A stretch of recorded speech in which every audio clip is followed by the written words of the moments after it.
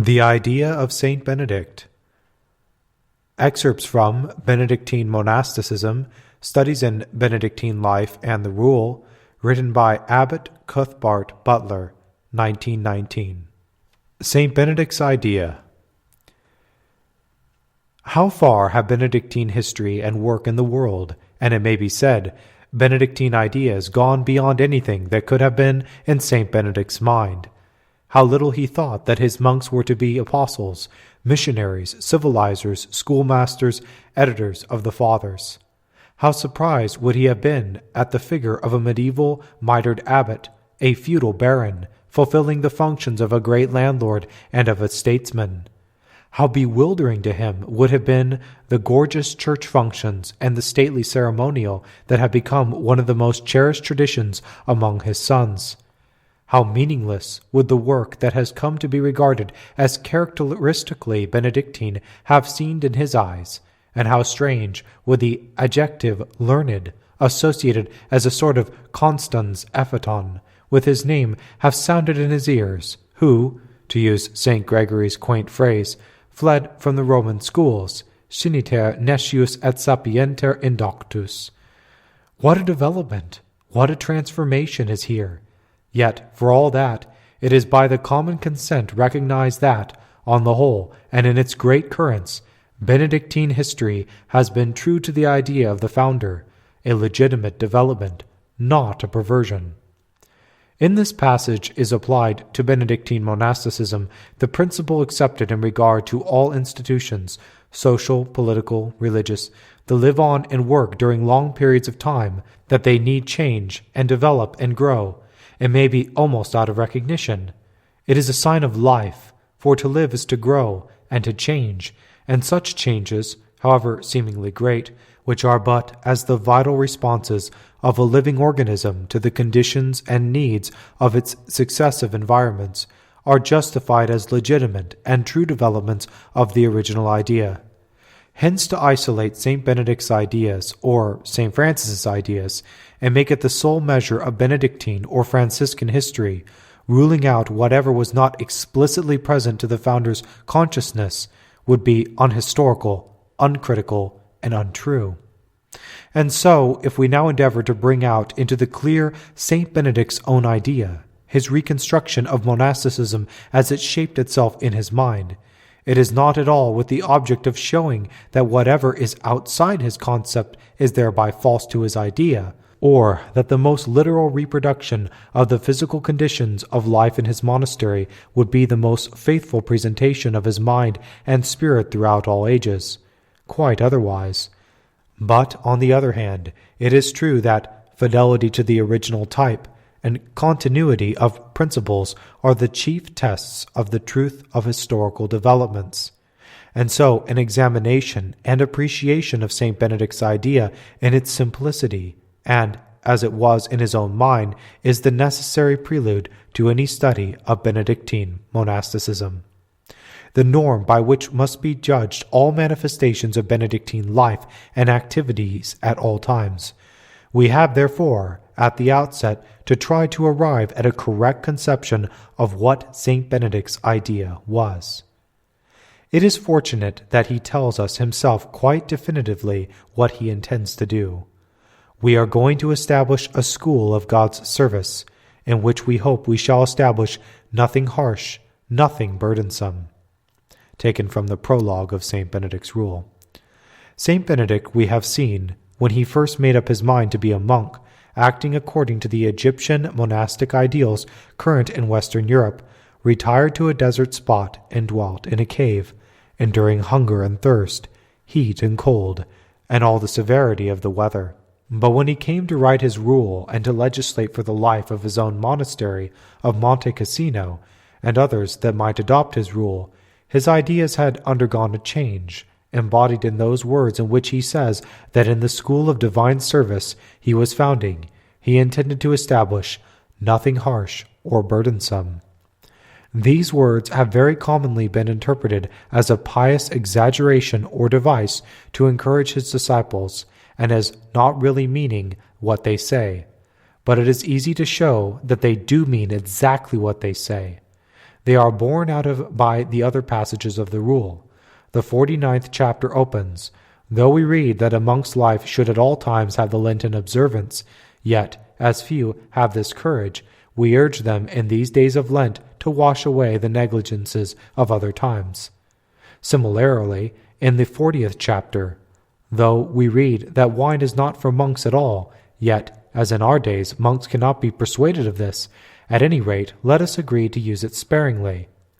And there are other cases in which what may be called the appeal to a monastic tradition in regard to austerity of life is made, only to be set aside, that mitigations may be deliberately adopted. This point will be worked out in some detail in the next chapter. Here it will suffice to quote Saint Benedict's works when summing up in the last chapter of the rule. "We have written this rule in order that by observing it in monasteries we may show we have in some measure, at any rate, integrity of morals and a beginning of the monastic life." And in concluding, he calls his rule a very little rule for beginners. In this, Saint Benedict is not using the language of a feigned humility, but is speaking the very truth, as appears from a comparison of his rule with the records of the monasticism of Egypt or of Western Europe in his day. However austere may seem in the 20th century a life according to the letter of Saint Benedict's rule, in his own day it can have appeared but as an easy form of monastic life, when compared either with the existing monastic rules and accepted traditions on the one hand, or with the ordinary discipline of the Church for the faithful, as in the matter of fasting and penitential code on the other. Indeed, Dom Morin describes that in these matters Saint Benedict's regimen was no more than was often imposed on Christian living in the world.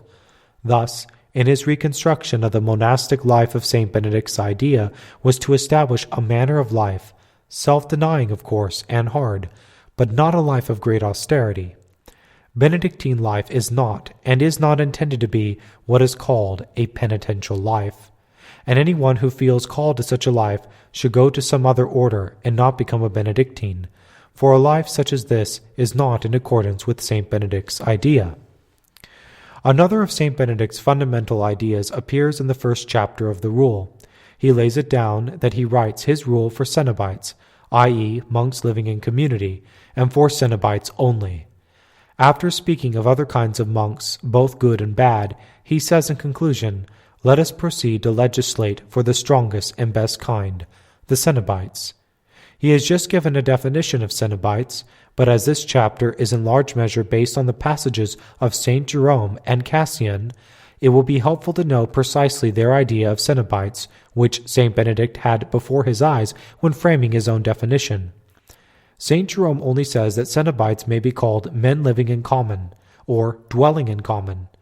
Cassian's description is, who live together in a congregation and are governed by the judgment of a single elder.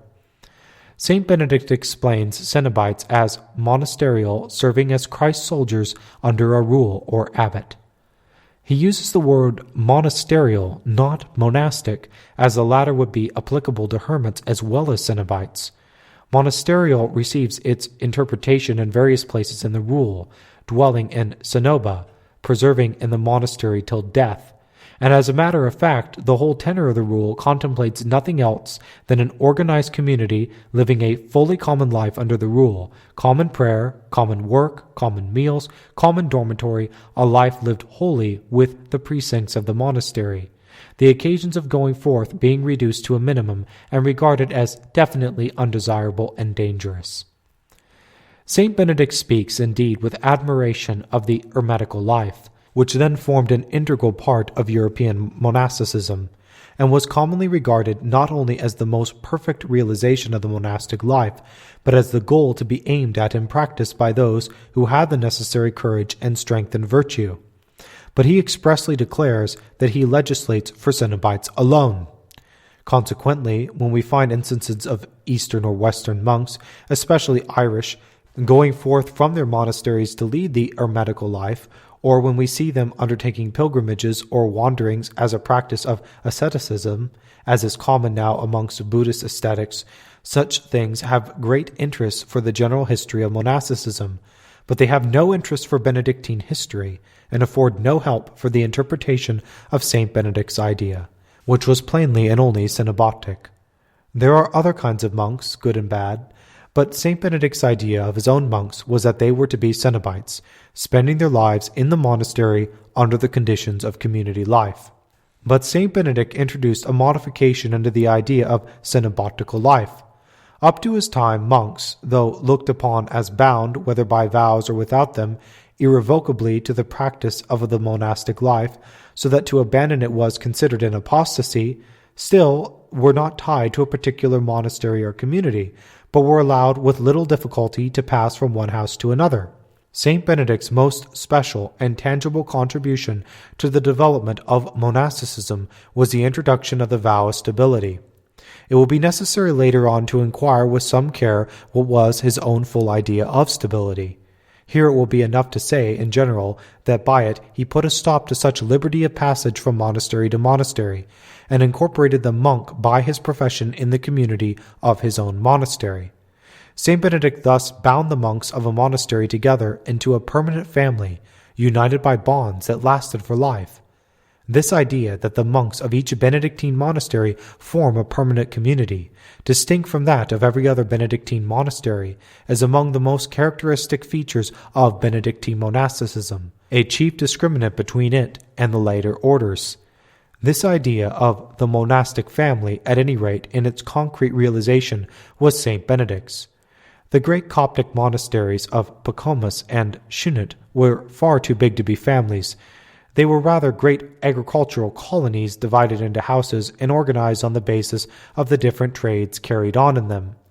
Concerning the inner life of St. Basil's monasteries, we have not sufficient information, but neither St. Martin of Tours, where the 80 monks abode in separate caves, nor the huge Celtic monasteries with their hundreds of monks can be regarded as embodying the family type so characteristic of Benedictine monasticism, nor could they, without the idea enshrined in the Benedictine vow of stability.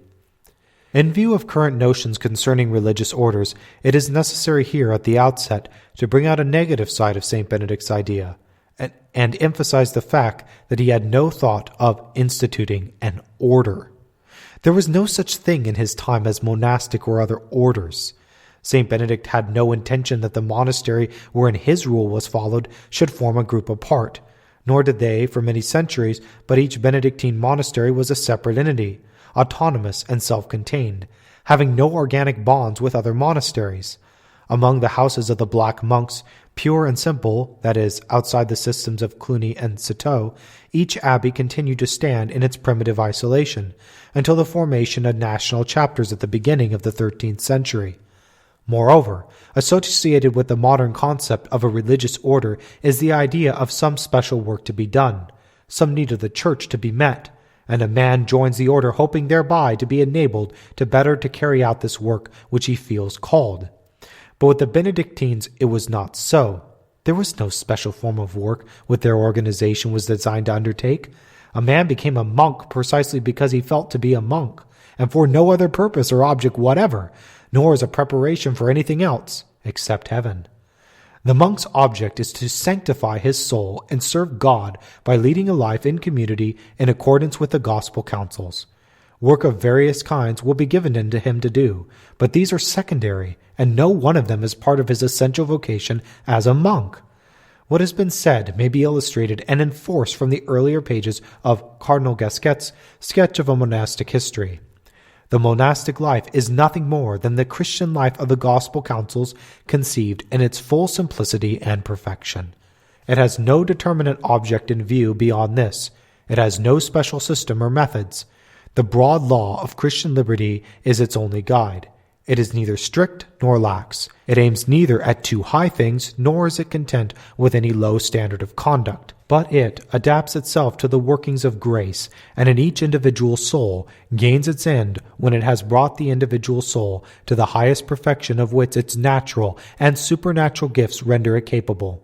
Again, it is merely a systemized form of life according to the gospel's counsels, existing for its own sake as a full expression of the Church's true and perfect life.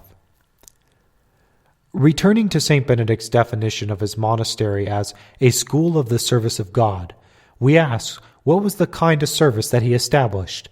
It may be said to be contained in the three services: self-discipline, prayer, work. Of these three services, self-discipline is, of course, the subjective basis and condition of the others, that which gives its meaning to the whole life. It will be enlarged upon in 2 succeeding chapters. Of the external services, Saint Benedict placed prayer, in particular common prayer, the celebration in choir of the canonical office,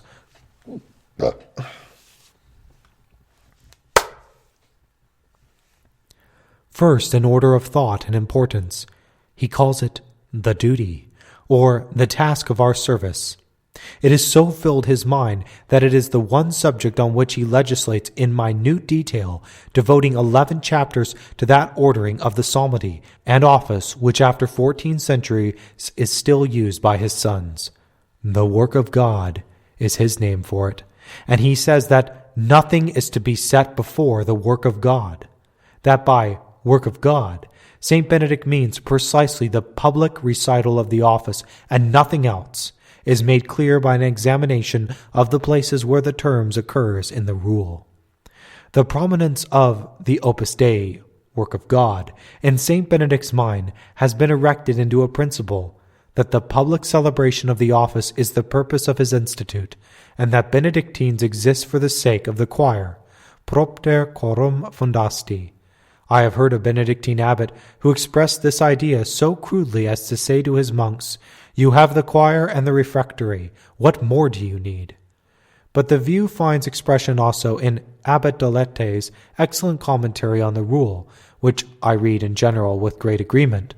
Quote, "The proper and distinctive work of the Benedictine, his portion, his mission, is the liturgy. He makes his profession in order to be one in the Church, the society of divine praise, who glorifies God according to the forms instituted by herself." End quote. This means that the essence of a Benedictine vocation is the celebration of the liturgy. If that be the case, it is due to Saint Benedict himself, and must be counted among the innovations he made in the monastic life, for it was not part of the inheritance he received from the earlier monasticism. The public celebration of the canonical office always held a prominent place in synodal life of whatever kind, but the idea that it was the essence of the life does not emerge from the records of the Egyptian monks, nor from the writings of St. Basil or Cassian. So far as the earlier monasticism goes, a much stronger case could be made out for Father Augustine Baker's contention that private spiritual prayer is the scope of the monastic state. The Nihil opera Dei periponitor, when taken in its context and its relations to the passage in the rule of Macarius on which it is based, does not afford ground for thinking Saint Benedict narrowed the conception of the monastic life in this way. It is to be supposed that his idea was, "I want to secure the celebration of the divine office, and therefore I will establish a monastery." This is no doubt has been true of many a founder of individual monasteries, collegiate chapters, and charities in the Middle Ages, but can hardly be true of Saint Benedict. Was not his idea rather, "I want to establish a monastery to be a school of God's service, wherein the primary community service shall be the public celebration of the divine office"? Consequently, I agree with Dom Morin in holding that the propter coram fundasti is an exaggeration. I believe the idea arose at a later date in the 9th or 10th century, at a time when manual labor had dropped out of the life of the monasteries, and there was a prodigious increase in the church services, masses, offices, additional devotions, so that the monks spent most of their time in church, as will be explained in a later chapter. It was then, too, that the liturgical pomp and circumstance and elaboration of ritual underwent a great development, whereas St. Benedict's liturgy was doubtless of a severe simplicity that would nowadays appear Puritan. But whatever view be held on this point of Benedictine theory, all will accept that Cardinal Gasquet has written on the actual place the office holds in Benedictine life. The central figure of the society of the monastery was its divine king. The monastery was a palace, a court, and the divine office was the daily service and formal homage rendered to the divine majesty. This, the Opus Dei, was the crown of the whole structure of the monastic edifice. It was preeminently the work of the monk which was to take precedence over every other employment, and to which monastic tradition has ever given a marked solemnity.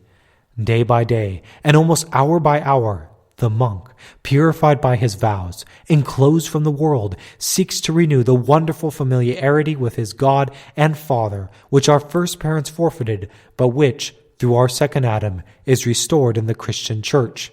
In a word, the divine office is the soul of the monastic life. The declarations of the English congregation say that our primary duty is to carry out on earth what the angels do in heaven, and this is probably no exception will be taken. Of the service of work, it will here suffice to say that the work fell under the categories of manual labor and reading, between which were apportioned the hours of the day not spent in the church. The labor was predominantly work in the fields and garden, or the household and kitchen, and elsewhere, necessary for the life of a large community.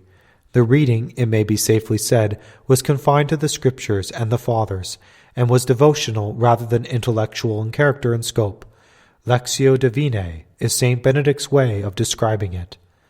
A simple life it was, made up of a round of simple duties, and the monks were quite simple men, though no doubt some were of the same station in life as Saint Benedict himself. The great majority of them were recruited from the Italian peasantry, or from some semi-barbarous Gothic invaders. They were not priests, they were not clerics. There were only 2 or 3 priests, perhaps only 1 in the community, just sufficient to celebrate the Sunday Mass and administer the sacraments.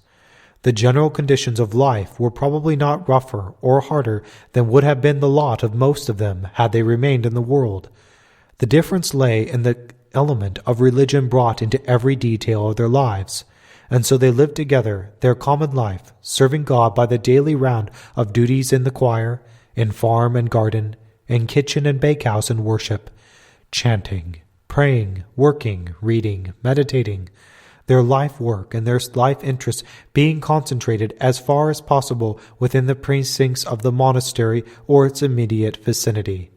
Such were the primitive Benedictines, Saint Benedict's own monks. Such was the mustard seed which has grown into the great and varied and complex tree that will be revealed to us when we come to study Saint Benedict's Institute as it has developed itself in history.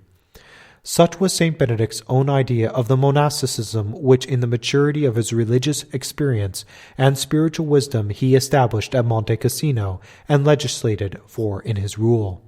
And this was the community, and these the men, destined by God to play so great a part in repairing the ruin, religious, social, material, in which Europe was lying, and in converting, Christianizing, and educating the new nations that were to make the new great Christian commonwealth. From what has been said, the pertinent observation follows, that to set up, as has been done, Saint Benedict in his cave at Subiaco, as the embodiment of the truest Benedictine ideal, and the pattern which it would be well for Benedictines, had they the courage and firmness of mind to try to imitate it, is unhistorical and untrue. No less untrue it would be to set up St. Ignatius at Manresa, and the best embodiment of the spirit and life of the society he founded. Such episodes in the lives of these and other great founders were only periods of formation and preparation for their work of religious creation, and when they came forth from their retirement, they did not shape their institutes on the lines they had themselves at first adopted, but in conformity with the lessons they had learned therein in many things they turned their back upon their early experiences, so that they were fully formed and matured idea is to be seen in their rules and in their institutes in the final form in which they left them. It is impossible to include under any single formula St. Benedict's idea or the essence of Benedictinism, just as impossible as it is to include under any single formula the essence of Christianity. All that can be done is to state various aspects which taken together may afford an adequate conception. The following description gathers up the points that have been brought out in this chapter. St. Benedict's idea was to form a community of monks bound to live together until death, under rule, in common life, in the monastery of their profession, as a religious family, leading a life not of marked austerity, but devoted to the service of God. The holy service they have professed, he calls it. the service consisting in the community act of the celebration of the divine office, and in the discipline of a life ordered on daily manual work and religious reading, according to the rule and under obedience to the abbot. It will be of interest in the conclusion to confront this account of original Benedictine life with Newman's impressions of it given in his essay, The Mission of Saint Benedict. Benedictines have reason to be grateful that one of Newman's knowledge and insight and historical genius should have given them this objective study of their life and spirit. The monks of those days, he writes, had a unity of object, of state and occupation. Their object was rest and peace. Their state was retirement. Their occupation was some work that was simple, as opposed to intellectual, prayer, fasting, meditation, study, transcription, manual labor, and other unexciting, soothing employments. The monastic institute, says the biographer of St. Maurus, demands summa quis, the most perfect quietness. And where was quietness to be found, if not in reverting to the original condition of man, as far as the changed circumstances of our race admitted, and having no wants, of which the supply was not close at hand, in the nil ad mare, and having neither hope nor fear of anything below, and daily prayer, daily bread, and daily work, one day being just like another, except that it was one step nearer than the day before, to that great day which would swallow up all days, the day of everlasting rest.